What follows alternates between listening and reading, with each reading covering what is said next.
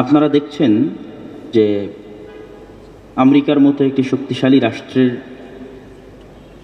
সবচেয়ে উন্নত শহরগুলোর একটি গত 10 দিন যাবৎ ভয়ঙ্কর ভয়াবহ আগুনের দাবানলে জ্বলছে এবং পৃথিবীর সকল উন্নত প্রযুক্তি যা ফায়ার সার্ভিসের জগতে থাকা সম্ভব তার সব কিছু ব্যবহার করার পরেও সেটিকে কন্ট্রোল করা যাচ্ছে না। আল্লাহ সুবহানাহু ওয়া তাআলা পবিত্র কোরআন মাজিদে অতীতে বহু জাতির ক্ষেত্রে আযাবের কথা, গজবের কথা উল্লেখ করেছেন। তাদের আযাব এবং গজবের ধরনের বিষয় আল্লাহ সুবহানাহু ওয়া তাআলা পবিত্র কোরআনে আলোকপাত করেছেন। আমি শুধু পবিত্র কোরআনে আযাব এবং গজব সংক্রান্ত যে আয়াতগুলো আল্লাহ সুবহানাহু ওয়া তাআলা নিয়ে এসেছেন তার দু একটি আয়াত আপনাদের সামনে তুলে ধরে যা শুধু অনুবাদ করব এবং আমার বক্তব্যের দিকে চলে যাব ইনশাআল্লাহ।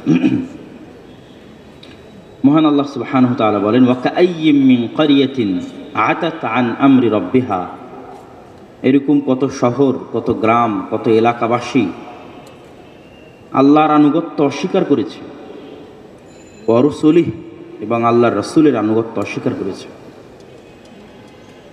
ফাহাসাবনাহা হিসাবান শাদীদা ওয়া আযাবনাহা আযাবান নুকরা, তাদেরকে আমি ভয়ঙ্কর শাস্তি ও কঠোর পাকড়াও করেছি। ফাযাকাত ওয়াবালা আমরিহা,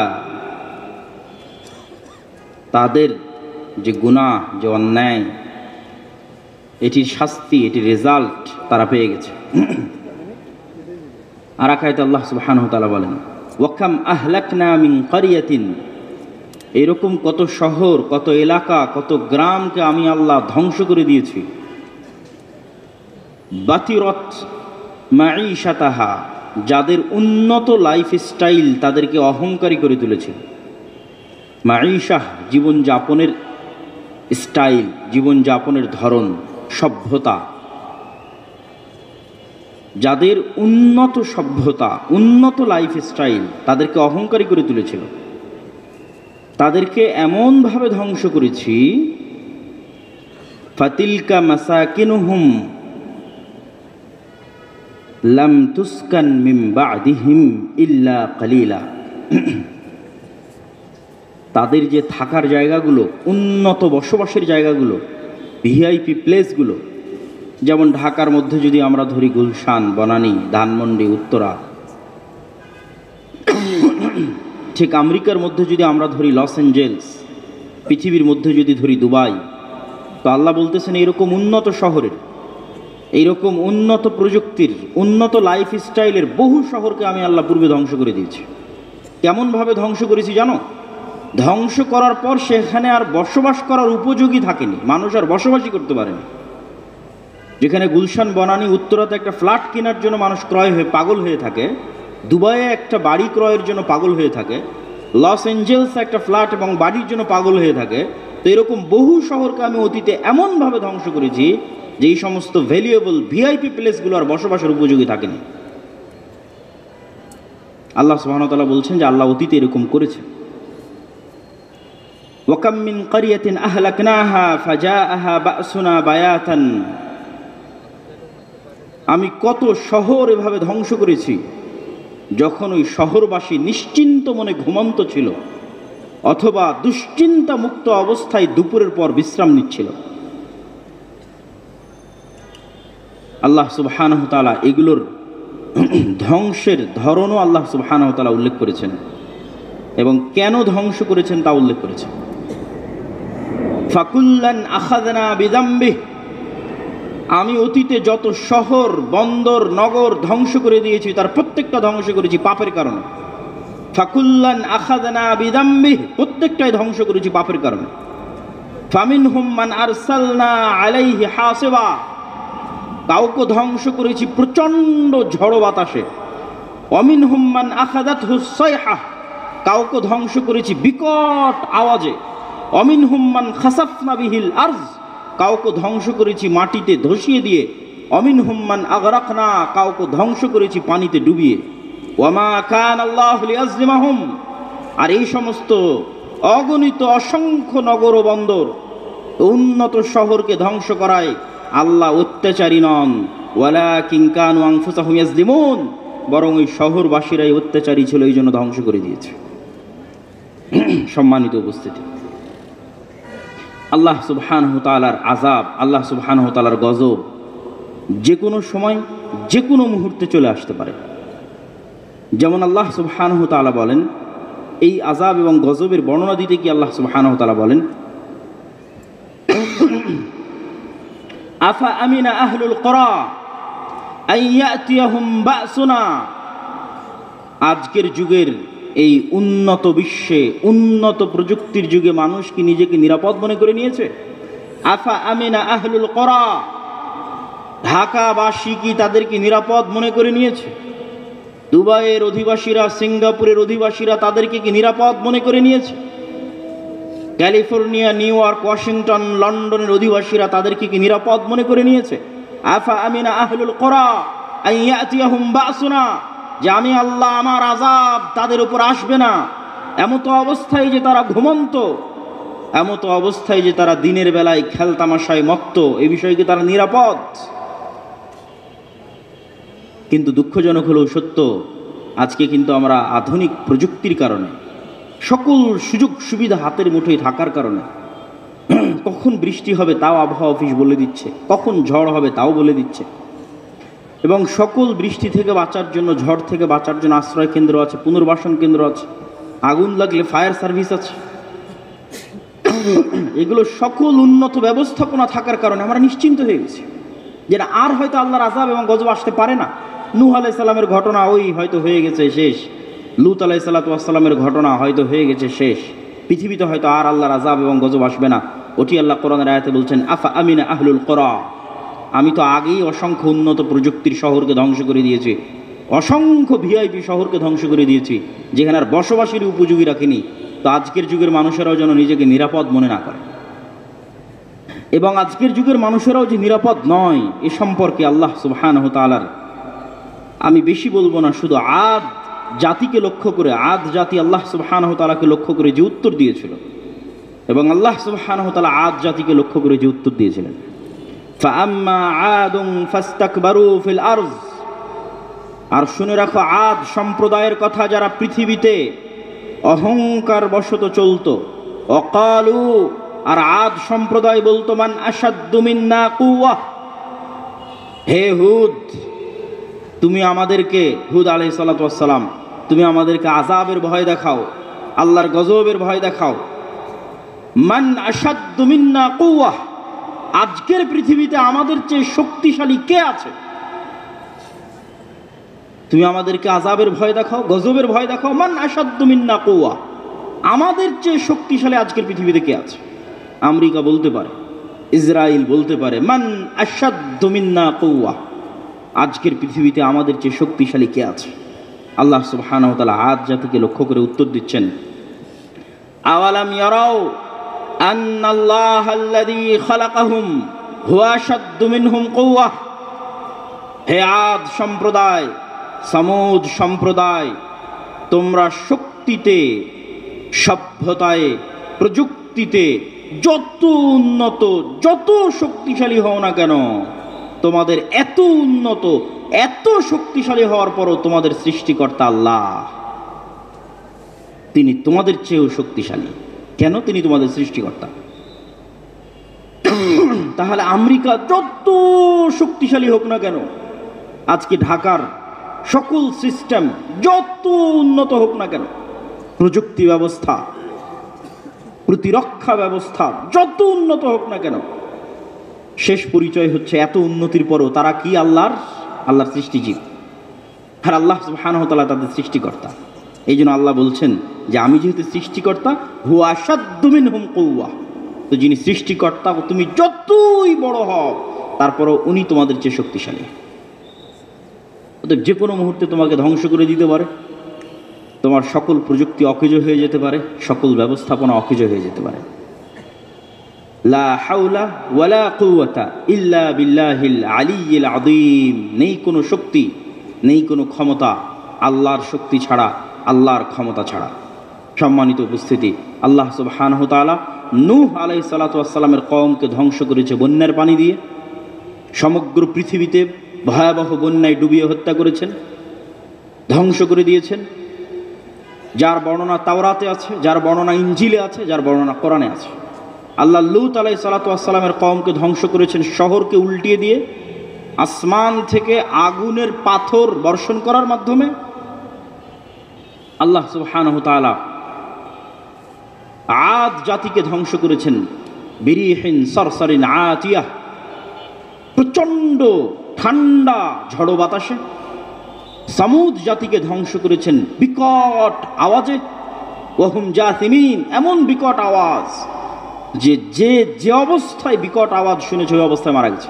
কেউ মুখে হাত তুলে খাবার দিচ্ছিল, ওইভাবেই খাবার খাওয়া অবস্থায় থেকে গেছে বিকট আওয়াজ শুনে। আল্লাহ বলছেন করেন ওয়াহুম জাসিমিন, ওই অবস্থায় শেষ হয়ে গেছে এবং ওই অবস্থায় থেকে গেছে ফ্রিজের মতো। মোমের লাশকে যেমন মমি করা হয় সেভাবে। কেউ হয়তো খেলছিল, দৌড়াচ্ছিল, দৌড়ানো অবস্থায় বিকট আওয়াজ হয়েছে, দৌড়ানো অবস্থায় থেকে গেছে। ওহুম জাসিমিন, লা তাতাহাররাকুল আজসাদ, যে যে অবস্থায় ছিল ওই অবস্থায় শেষ হয়ে গেছে। আর যে ভয়ঙ্কর ঝড় বাতাস আল্লাহ আদ জাতির জন্য প্রেরণ করেছিলেন, প্রচণ্ড ঠান্ডা, বিরিহিন সরসরিন আতিয়াহ, ওই বাতাসের তেজ এত বেশি ছিল, যেদিক দিয়ে বাতাস গেছে ওই দিক দিয়ে কেটে গেছে। শক্তিশালী প্রকাণ্ড খেজুর গাছ হলে ওই খেজুর গাছ কেটে চলে গেছে। আর ফেরাউনকে আল্লাহ সুবহানাহু ওয়া তাআলা পানিতে ডুবিয়েছে, আর কারুনকে আল্লাহ সুবহানাহু ওয়া তাআলা মাটিতে ধসিয়েছে। তো একই মূলনীতি, একই স্টাইলে আল্লাহ বারবার ধ্বংস করেনি। ঠিক যেমন লস অ্যাঞ্জেলসের যে আগুন, এই আগুনের ভিত্তিতে আল্লাহ অতীতে কোনো কওমকে ধ্বংস করেনি, কিন্তু এখন করছেন। তো কোরআন প্রমাণ করে যে আল্লাহ সুবহানাহু ওয়া তাআলা এক এক সময় এক একভাবে আযাব এবং গজব দিয়ে থাকেন। আর আজকে পৃথিবীর মানুষ আযাব এবং গজবের হকদার। শুধুমাত্র ফিলিস্তিনের গাজায় যে ৪৫ থেকে ৫০ হাজার নিরপরাধ, অসহায়, বাস্তুহীন, যাদের কাছে কোনো শক্তি নাই, যাদের কাছে কোনো অস্ত্র নাই, যাদের কোনো আশ্রয়দাতা নাই, এই সমস্ত আশ্রয়হীন, এই সমস্ত অস্ত্রবিহীন নিরীহ মানুষকে সারা পৃথিবীর মানুষের সামনে হত্যা করা হয়েছে। TikTok, YouTube, Twitter, Facebook, Instagram, সকল সংবাদ মাধ্যম, লাইভ টিভি ব্রডকাস্টিং, এগুলো সব কিছুর সামনে, পৃথিবীর সকল দেশের রাষ্ট্রনেতাদের চোখের সামনে, পৃথিবীর সকল মানুষের চোখের সামনে লাইভ হত্যা করা হয়েছে। অতএব শুধু লস অ্যাঞ্জেলস নয়, সারা পৃথিবীও যদি আগুনে জ্বলে যায় তো সারা পৃথিবী আগুনে জ্বলে যাওয়ার হকদার, কেননা তারা সামর্থ্য থাকার পরও গাজার মানুষদের বাঁচাতে যায়নি। তারা শক্তি থাকার পরও ইসরায়েলকে থামাতে যায়নি। সম্মানিত উপস্থিতি, অতএব আযাব এবং এই গজব থেকে আমাদের শিক্ষা নিতে হবে। যে কোনো মুহূর্তে আমরা আযাব এবং গজবের শিকার হতে পারি। আল্লাহ কোরআনে এগুলো বলেছেন, যার সামারি এবং সারমর্ম আমি আপনাদের সামনে তুলে ধরলাম। এবার আমার বক্তব্যের মূল বিষয়ে প্রবেশ করি। আমার বক্তব্যের যে মূল বিষয়, এই বিষয়ে আমি গত বহু বক্তব্যে আলোচনা করেছি। ইসলামের রাষ্ট্র ক্ষমতার ব্র্যান্ডিং কি? আপনারা প্রত্যেকটা কোম্পানির খুব ভালোভাবে ব্র্যান্ডিং জানেন, যে ব্র্যান্ডিংয়ে ডিটেইলস থাকে না, ব্র্যান্ডিংয়ের ছোটোখাটো কোনো একটা বিষয়কে ব্র্যান্ডিং হিসেবে ইউজ করা হয়, বাকি সবগুলো তো কমনই থাকে। মোটরসাইকেল সবই কমন, তারপরে এক এক কোম্পানির এক এক মোটরসাইকেল নির্দিষ্ট কিছু ফিচারের কারণে ব্র্যান্ডিং হয়। কোনোটা হয়তো অল্প তেলে বেশি মাইলেজ আছে, কোনোটা হয়তো স্পিড লিমিট বেশি, এরকম ছোটো ছোটো বিষয় নিয়ে ব্র্যান্ডিং হয়।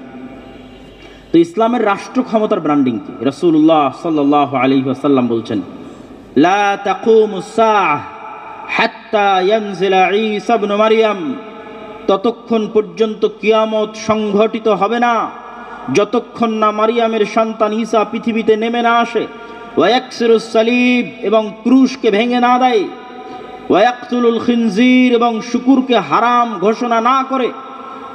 মারিয়ামের সন্তান ঈসা পৃথিবীতে নেমে আসবে, ক্রুশকে ভেঙে দিবে, শুকুরকে হারাম ঘোষণা করবে, 3 নাম্বার। আর সমগ্র পৃথিবীতে হাকামান মুকসিতা, ন্যায় বিচার প্রতিষ্ঠা করব।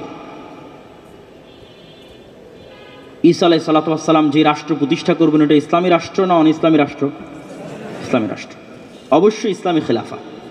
তো ওই ইসলামী রাষ্ট্রের ব্র্যান্ডিং করছেন আল্লাহর নবী একটা ছোট্ট বাক্যে, হাকামান মুকসিতা।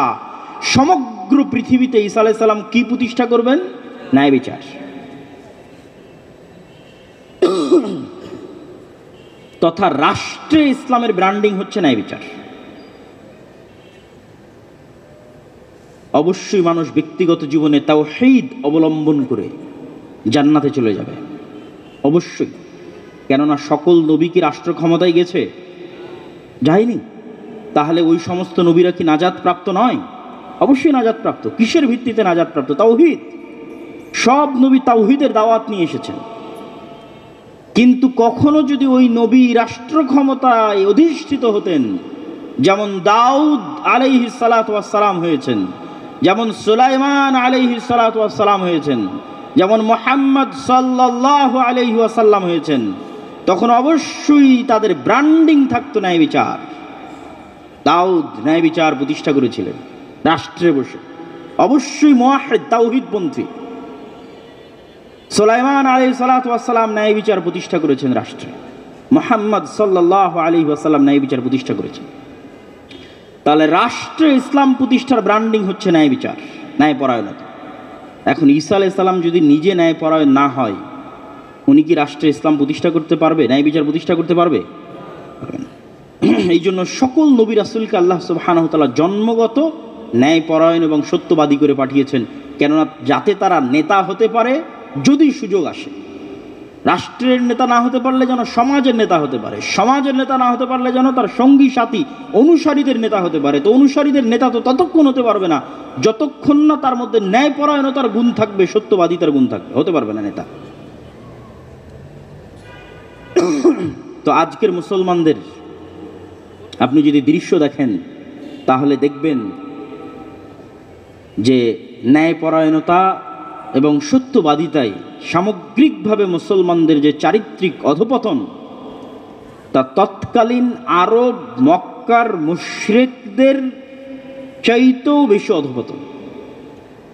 আবু সুফিয়ান রাদিয়াল্লাহু তাআলা আনহু তখন তিনি কাফের মুশরিকদের সর্দার। হুদাইবিয়ার সন্ধির পর ব্যবসায়িক কাজে গেছেন সিরিয়ায়। বাদশাহ হিরাক্লিয়াস ডেকে পাঠিয়েছেন। কেন? বাদশাহ হিরাক্লিয়াসের কাছে চিঠি পৌঁছেছে আল্লাহর নবীর। তো কাফের মুশরিকদের সর্দার আবু সুফিয়ানকে জিজ্ঞেস করা হচ্ছে তার চিরশত্রু মুহাম্মদ সাল্লাল্লাহু আলাইহি ওয়াসাল্লাম সম্পর্কে, যেই মুহাম্মদ সাল্লাল্লাহু আলাইহি ওয়াসাল্লামের মদিনা নগরী সে অল্প কিছুদিন পূর্বে ঘেরাও করে রেখেছিল 10,000 সেনাবাহিনী নিয়ে 1 মাস যাবত, মদিনাকে মাটির সাথে মিশিয়ে দেওয়ার জন্য, মুহাম্মদ সাল্লাল্লাহু আলাইহি ওয়াসাল্লামকে হত্যা করার জন্য। সেই আবু সুফিয়ানকে জিজ্ঞেস করা হচ্ছে তার চিরশত্রু সম্পর্কে। এমন জায়গায় জিজ্ঞেস করা হচ্ছে যেখানে কোনো ক্যামেরা নাই, মোবাইল নাই, রেকর্ডার নাই, লাইভ নাই, কিচ্ছু নাই, আজ থেকে 1500 বছর আগে। কিন্তু আবু সুফিয়ান রাদিয়াল্লাহু তাআলা আনহু মিথ্যা বলেননি, কাফের অবস্থায় মিথ্যা বলেন। কেননা উনি ফিল করতেছিলেন যে ওনার পার্সোনালিটির লেভেল যে পরিমাণ হাই, উনি মুশরিক হতে পারেন কিন্তু ওনার ব্যক্তিত্ব, পার্সোনালিটি, শাখসিয়া এমন উঁচু পর্যায়ের যে ওখান থেকে নিচে নেমে মিথ্যা বলবেন এটা ওনার দ্বারা সম্ভব হয়নি। আর আজকে আপনি বাংলাদেশে এক দলকে, এক রাজনৈতিক দলকে আর এক রাজনৈতিক দল সম্পর্কে জিজ্ঞেস করবেন, যা বলবে সব মিথ্যা। কেননা এই গণতান্ত্রিক রাজনীতিটা টিকে আছে কিসের উপর? মিথ্যার উপর। মিথ্যার চর্চা ছাড়া গণতান্ত্রিক রাজনীতি সম্ভব নয়। তাহলে পুরো মুসলিম জাতিকে মিথ্যুক বানানো হচ্ছে গণতন্ত্রের নামে, মুসলমানদের নেতাদেরকে মিথ্যুক বানানো হচ্ছে গণতন্ত্রের নামে। আর মিথ্যুক কখনো নেতা হতে পারে না, মানে ওই মিথ্যুককে দিয়ে কখনো ন্যায় বিচার প্রতিষ্ঠা সম্ভব নয়। আর দু একটা ব্যক্তিগত জীবনের আমি উদাহরণ দেই। এখানে কত মানুষ বসে আছে, আপনার আশেপাশে পাড়া প্রতিবেশীর দিকে খেয়াল করবেন, নিজের দিকে খেয়াল করবেন। বাবার সম্পত্তিতে, দাদার সম্পত্তিতে ফুফুকে, বোনকে ন্যায়ের সাথে হিস্সা বুঝিয়ে দিয়েছে কি মুসলমানেরা? কয়জন? কেউ দেয়নি। বোনকে বলে রেখেছে যে আমার কাছে থাকলো, তুমি মাঝে মধ্যে আমাদের বাড়িতে বেড়ায় যেও। জমিটা যদি বুঝিয়ে নেয় তাহলে বোনকে আর বাড়িতে আসতে দিবে না। কালচার তৈরি করে রেখেছে, অপসংস্কৃতি। আবার কেউ কি করেছে, হ্যাঁ ঠিক আছে বোনকে দিয়েছে, কিন্তু যেটা একদম বিলে সেটা বোনকে দিয়েছে, আর যেটা গুলশানে উত্তরায় ওটা নিজে নিয়েছে। তো আপনি কি মনে করেন এটি ন্যায় হয়েছে না অন্যায় হয়েছে? অন্যায় হয়েছে। তাহলে এই ব্যক্তি যে তার বোনের প্রতি ন্যায় করতে পারেনি, তাকে যদি রাষ্ট্র ক্ষমতা দেওয়া হয়, তাহলে গত 16 বছর যা দুর্নীতি হয়েছে ও তার চেয়ে বেশি দুর্নীতি করবে। আজকে বোনের কাছে পেয়েছে, বোনের কাছে করে নিয়েছে, কাল রাষ্ট্র ক্ষমতায় গেলে সবার কাছে করবে। ফেসবুকে ইউটিউবে সবাই গালি দিতে পারতেছে বিভিন্ন জনকে, অমুক দুর্নীতিবাজ এত টাকা পাচার করেছে, কিন্তু সে বাস্তব জীবনে কতটা ন্যায়পরায়ণ। যৌতুকের ভিত্তিতে বিবাহ অন্যায়, কিন্তু গ্রাম অঞ্চলে যান, যৌতুক কালচার। অথচ যৌতুক মেয়ের পিতা এবং মেয়ের প্রতি অন্যায়, আর এই অন্যায় সামিল হচ্ছে পুরো গ্রাম। হাজি, নামাজি, দানবীর সবাই সামিল হচ্ছে। তো তাদেরকে যদি আপনি রাষ্ট্র ক্ষমতা দেন, তো যে মেয়ের কাছে যৌতুক নিতে পারে সে রাষ্ট্র ক্ষমতা পেলে সারা দেশের সব সম্পদ লুটে খাবে। তাহলে সে কি রাষ্ট্রের ন্যায় বিচার প্রতিষ্ঠা করতে পারবে? পারবে না। তাহলে সে যদি রাষ্ট্রের ন্যায় বিচার প্রতিষ্ঠার যোগ্য না হয়, আল্লাহ তাকে রাষ্ট্র ক্ষমতা দিবে? দিবে না। এই জন্য মুসলমানেরা রাষ্ট্র ক্ষমতা থেকে দূরে। আমি ইউরোপে গেছি, ইংল্যান্ডে গেছি, মুসলমানেরা কি পরিমাণ মিথ্যা বলে সেটা আমি সেখানে দেখে এসেছি, বাংলাদেশেও দেখছি এখনো। মুসলমানে তো বলেই, ইউরোপ, ইংল্যান্ড, আমেরিকায় খ্রিস্টান এবং ইহুদিদের সাথে মুসলমানেরা মিথ্যা বলে দেধারসে 2টা টাকা বেশি পাওয়ার জন্য মিথ্যা বলে। অথচ সে বলতেছে আমি লা ইলাহা ইল্লাল্লাহ পাঠ করি, আমি মুসলমান, নামাজ পড়ি, দান করি, কিন্তু পুরো জীবনটা মিথ্যার উপর। এই গত ভোটের সময় দেখলাম রূপগঞ্জে যত এমপি প্রার্থী আছে সবার থেকে মানুষ টাকা নিয়েছে আর সবাইকে বলেছে ওকে ভোট দিবে। তার মানে পুরো একটা জাতি মিথ্যুক, পুরো একটা জাতি দুর্নীতিগ্রস্ত, দুর্নীতিবাজ। এই জন্য আমার লজ্জা হয়, আমার অপমান হয় যখন ভিডিওতে দেখি যে কেউ বলে যে আমি প্রশ্ন ফাঁসের টাকা আল্লাহর রাস্তায় দান করেছি। তখন আমার কাছে কষ্ট লাগে যে আমরা মানুষকে ইসলাম বুঝাতে পারিনি। মানুষকে ইসলাম বুঝালাম যে মানুষ প্রশ্ন ফাঁসের টাকা আল্লাহর রাস্তায় দান করার কথা গর্বের সাথে বলছে। কি ইসলাম বুঝালাম মানুষকে? রাসূলুল্লাহ সাল্লাল্লাহু আলাইহি ওয়াসাল্লাম বলেন, 3টে বৈশিষ্ট্য যদি কারো মধ্যে থাকে, মুনাফিকান খালিসা, স্পষ্ট মুনাফিক, ইদা হাদ্দাসা কাযাবা, কথা বললে মিথ্যা বলে, ওয়াদা করলে ভঙ্গ করে, দায়িত্ব প্রাপ্ত হলে আমানতের খেয়ানত করে। এগুলো সব দায়িত্ব। এখনই জামশেদ ভাই বলছিলেন মিডিয়ার কথা, যে মিডিয়ার লোকেরা এক এক বক্তার সাথে আর এক বক্তার ছবি জুড়ে দিয়ে যে থাম্বনেল দেয়, এইটা আমানতের খেয়ানত, মুনাফিক।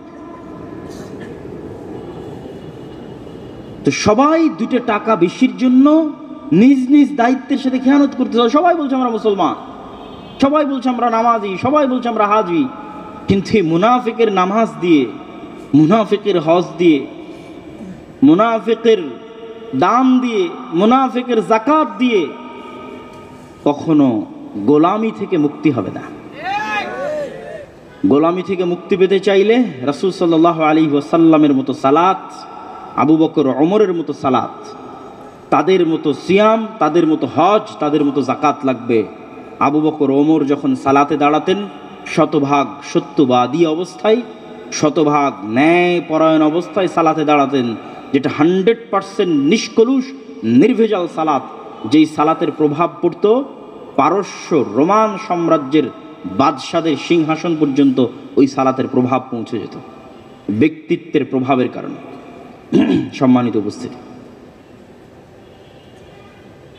এই কথার সাথে আর 2-1টি কথা যুক্ত করে, যে মানুষ গোলাম কেন আমরা,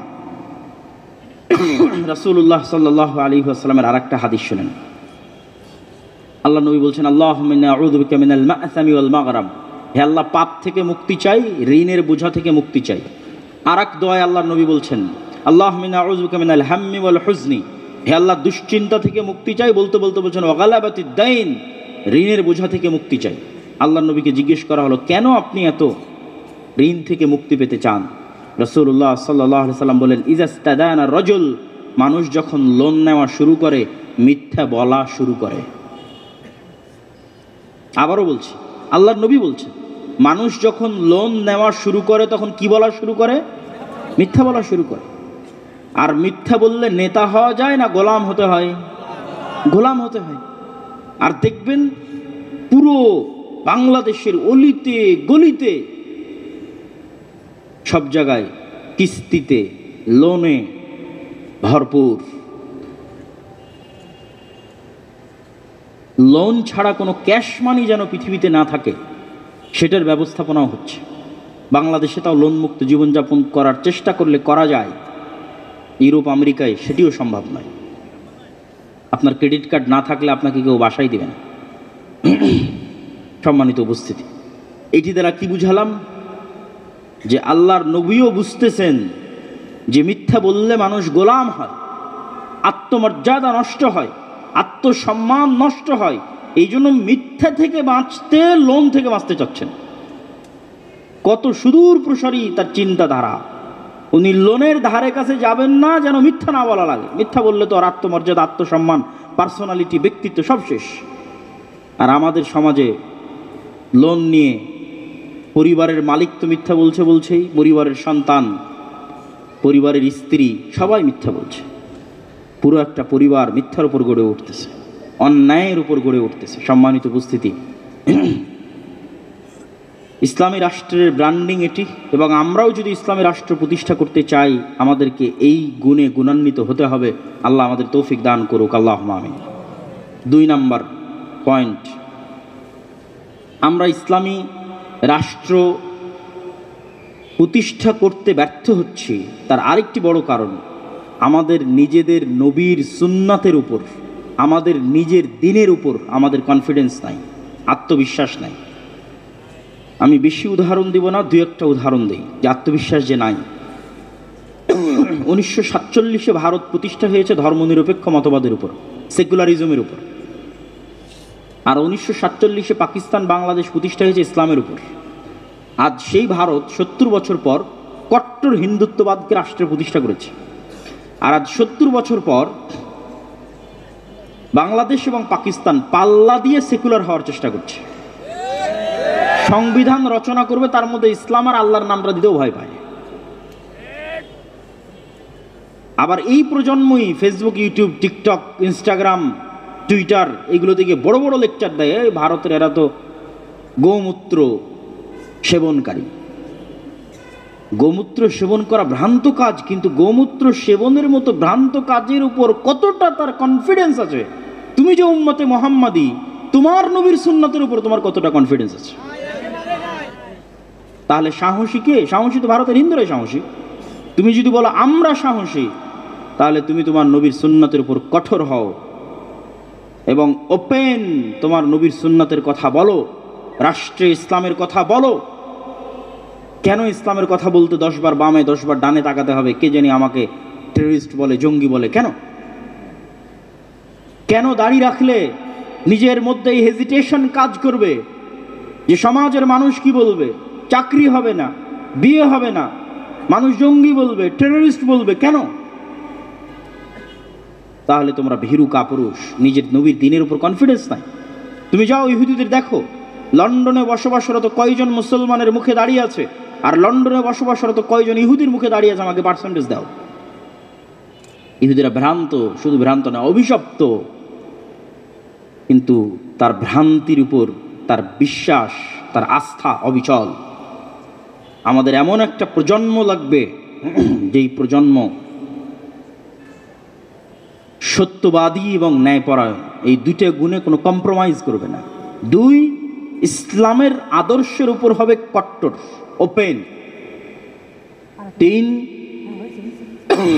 যতগুলো তাগুতি তন্ত্রমন্ত্র আছে, এই তাগুতি তন্ত্রমন্ত্র দিয়ে ইসলাম প্রতিষ্ঠার চেষ্টা করবে না। কেন? এটা ইব্রাহিম আলাইহিস সালামের আদর্শ। ইব্রাহিম আলাইহিস সালাম বলেছেন, কাফারনা বিকুম, আমি কাফের। কিসের কাফের? তোমাদের মূর্তির কাফের, যে মূর্তিগুলোর তোমরা পূজা করো। যতক্ষণ আপনি নিজেকে পৃথিবীতে চলমান তাগুতের কাফের ঘোষণা না করতে পারবেন ততক্ষণ আপনার ঈমান পূর্ণ হবে না। এই তন্ত্র মন্ত্রগুলোর জন্মই হয়েছে এই জন্য যেন ইসলাম কোনোদিন রাষ্ট্র ক্ষমতায় না যায়, এই জন্যই জন্ম হয়েছে। আপনি তন্ত্র মন্ত্রগুলোর সাথে আপোষ করে বিকৃত ইসলাম, শিরক যুক্ত ইসলাম, বেদাত যুক্ত ইসলাম, কম্প্রোমাইজিং ইসলাম, সেকুলার ইসলাম রাষ্ট্রে প্রতিষ্ঠা করতে পারেন, কখনোই এই তন্ত্র মন্ত্রগুলো দিয়ে অবিকৃত পূর্ণাঙ্গ ইসলাম রাষ্ট্র ক্ষমতায় প্রতিষ্ঠা করা কোনো কালে সম্ভব নয়। ইসলামকে পূর্ণাঙ্গ অবস্থায় উইথ ফুল পাওয়ার রাষ্ট্র ক্ষমতায় নিয়ে যেতে হলে আগে তাগুতকে পরিপূর্ণরূপে অস্বীকার করতে হবে, তাগুতের কাফের হতে হবে, এবং নিজের নবীর দ্বীনের উপর, নবীর আদর্শের উপর পূর্ণ আস্থা এবং বিশ্বাস থাকতে হবে, কোনো কম্প্রোমাইজ করা যাবে না। আর সত্যবাদিতা এবং ন্যায়পরায়ণতায় কোনো কম্প্রোমাইজ হবে না, নাহলে নেতা হওয়া যাবে না। সত্যবাদিতা ন্যায়পরায়ণতা ছাড় দিলে মাফটাপ নিয়ে জান্নাত যাওয়া যেতে পারে, আল্লাহ ক্ষমা করে দিলে, মানুষ ক্ষমা করে দিলে জান্নাত চলে যেতে পারে, কিন্তু নেতা হতে পারবে না। যদি বলে আমি নেতা হব, মিথ্যা বলা যাবে না। যদি বলে নেতৃত্ব দিব, আল্লাহ আমাকে আমাদের মুসলমানদের নেতা বানাও, তাদের হাতে পৃথিবীর নেতৃত্ব দাও, দেশের নেতৃত্ব দাও, তাহলে মুসলমানদের এটার যোগ্য হতে হবে। কি মুসলমান, সাধারণ মুসলমানদের কথা কি বলবো? আপনি আলেম ওলামাদের কাছে যান, মসজিদ মাদ্রাসায় যান, ইসলামী দলে যান, ইসলামী দলের আমির ওই কর্মীকেই পদ দিয়ে রেখেছে যে বেশি চামচামি করে, আর ওই কর্মীকে পদ দেয়নি, পারলে বের করে দিবে যে বেশি পরিশ্রম করে কাজ করে। তাহলে ন্যায়পরায়ণতা নাই? যে তার দলে ন্যায় প্রতিষ্ঠা করতে পারেন, রাষ্ট্রে কি ন্যায় প্রতিষ্ঠা করবে? আপনি ইসলামী দল, সংগঠন, মসজিদ মাদ্রাসায় যত গন্ডগোল আছে প্রত্যেকটা বিভেদের মধ্যে গিয়ে দেখেন ন্যায় নাই, এই জন্য বিভেদ চলতেছে। তাবলিগ জামাতের মধ্যে দুটো গ্রুপ, আকিদা মাসলা মাসাইল পরে, আপনি আরো ভিতরে ঢুকেন দেখবেন ন্যায় নাই, ন্যায় হারিয়ে গেছে, ন্যায় পরায়ণতা প্রতিষ্ঠা করতে পারা যায়নি। ফলত মুসলমানেরা গোলাম আছে, মুসলমানেরা নেতা হতে পারছে না, আল্লাহ মুসলমানদেরকে নেতা বানাচ্ছেন না। আল্লাহ সুবহানাহু ওয়া তাআলা আমাদেরকে এই গুণগুলো সংশোধন করত, গোলামি থেকে মুক্তি দিয়ে নেতৃত্বের আসনে যাওয়ার তৌফিক দান করুক। আল্লাহুম্মা আমিন।